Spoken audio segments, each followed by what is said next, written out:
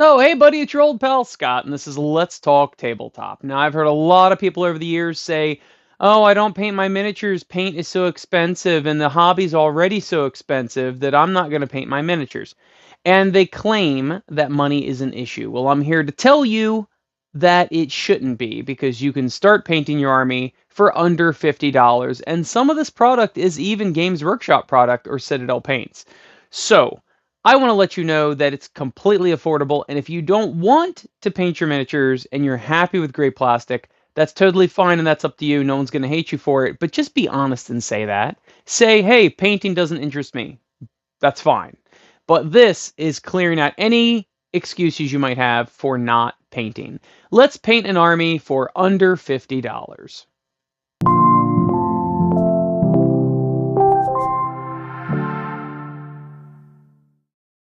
Now, first off, I'd like to say that we just finished up Shorehammer 2024. It's my yearly casual convention for wargaming.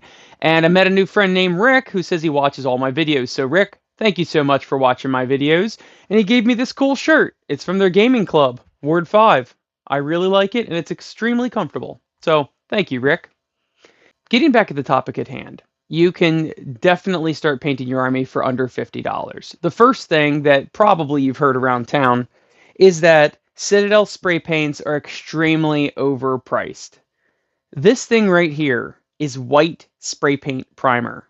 That's all it is. It's not gold elixir, it's not liquor, it's nothing that should cost $24, which is exactly what this costs.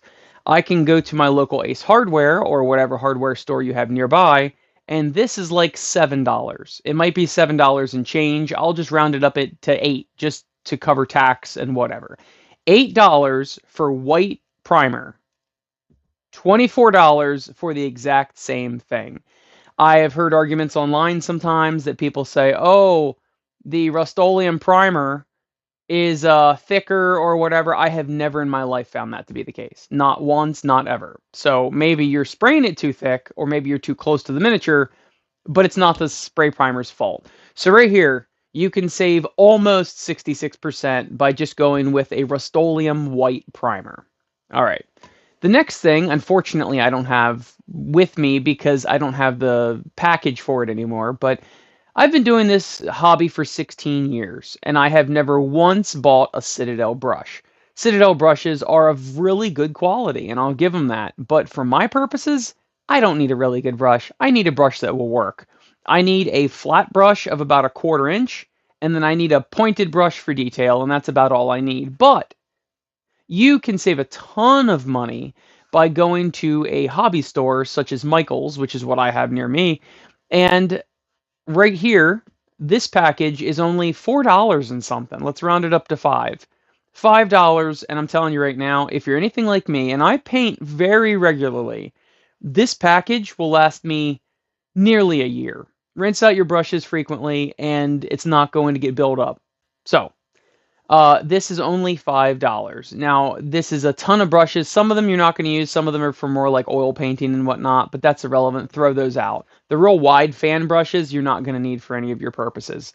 But as long as you have a couple real like 000 pointed brush, maybe a medium thickness brush that's pointed, and then like a 1/4 inch wide brush or bigger, you're totally fine. You can dry brush, you can detail, you can use washes.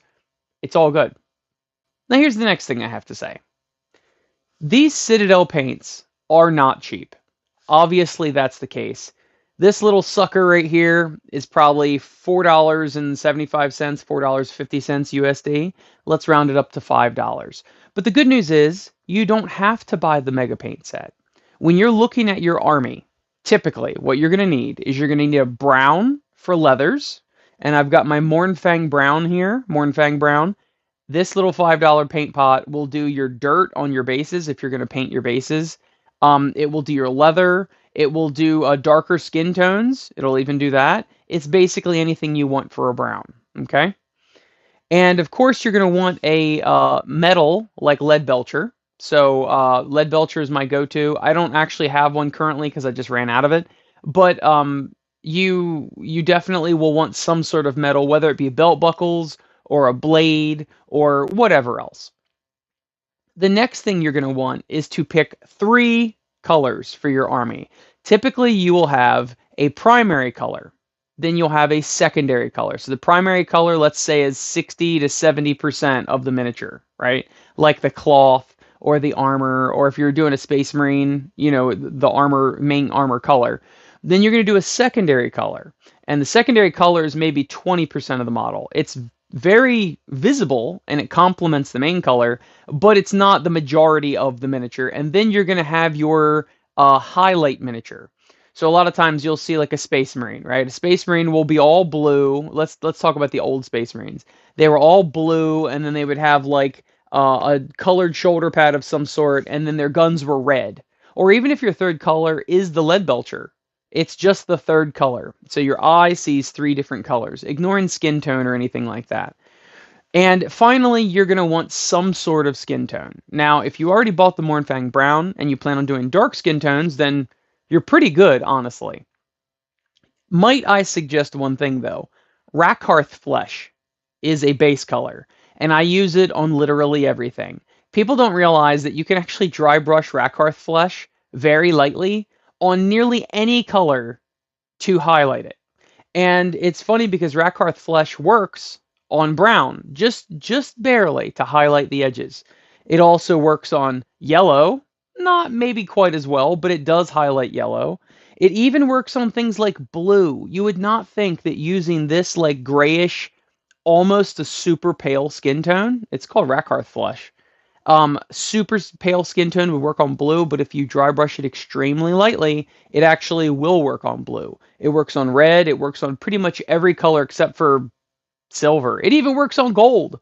Rakarth Flesh works on gold. Now, it's not ideal. I know some of you are probably furiously typing.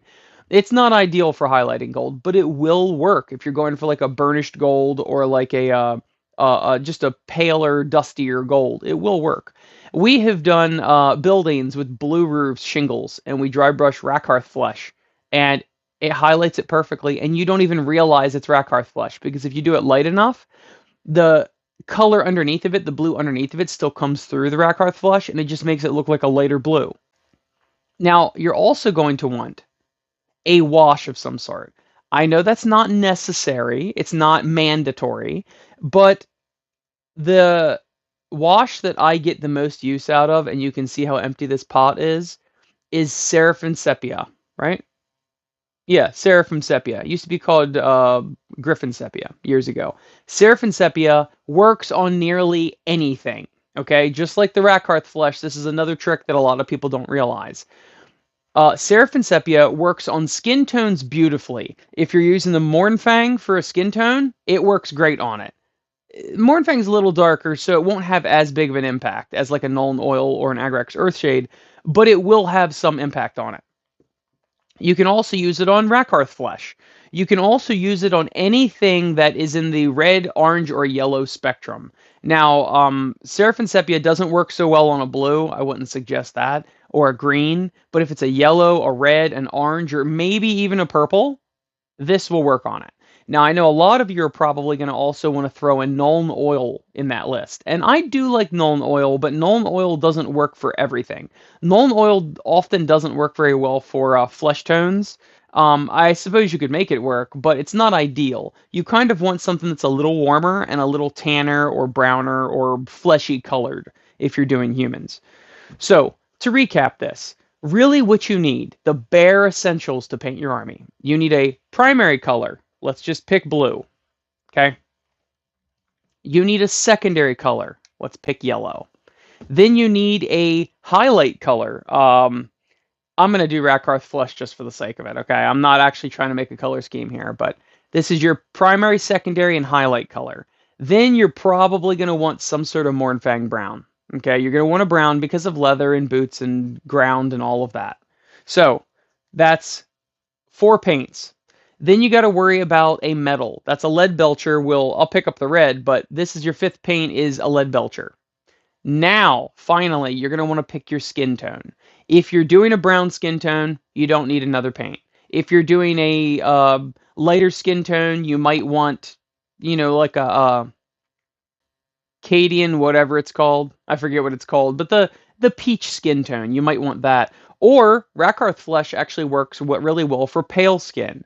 So you might be able to, if you're doing pale skin or dark skin, you'll be actually be able to get away with just these 5. If you're doing orcs, obviously you need a green, that sort of thing. And then finally, you're going to want a wash. Okay, the washes are a little bit more expensive, but that's roughly what you're going to want. And then you're also going to want some cheap brushes, and you also want some primer. Now, I don't actually suggest priming with white. I don't have the Chaos Black.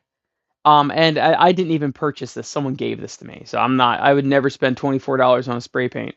But I actually didn't have a black, Chaos Black, to compare with the Rust-Oleum Primer Black that I do have. So I just decided to use white. But I would not suggest priming white and then painting over it with solid colors. White would be more for contrasts and that sort of thing. So, or people do the zenithal highlight over black. But I would suggest black primer instead of white. So you want a black Rust-Oleum primer. That's like $8, let's say. You need a couple paints, and you need some brushes that are dirt cheap. So hopefully that clears that up. If you have a spare 50 bucks, you will be able to start painting your army, and it will get a lot of army done. Another optional thing, now this is putting it over the $50 mark, is you probably want to base your miniatures. The best thing to do is buy this sand from a craft store like Michael's. It's like art sand. I don't know exactly what they use it for, but it's a lot of sand for $5. All you do is super glue the base, sprinkle the sand on it, and then knock it off, and you're good. Now, I personally like to do this before priming so that I can prime the base and the miniature, and then I actually paint the basing as well. I'll use my Mournfang Brown to paint the base as well. I just like that. I don't know why. Not everybody does that. But that's basically it. So there's really no excuse why you can't paint your miniatures. Thank you to all my beautiful, sexy, good smelling Patreon patrons right there. I appreciate each and every one of you. Thank you so much for supporting the channel. I'll see you next week.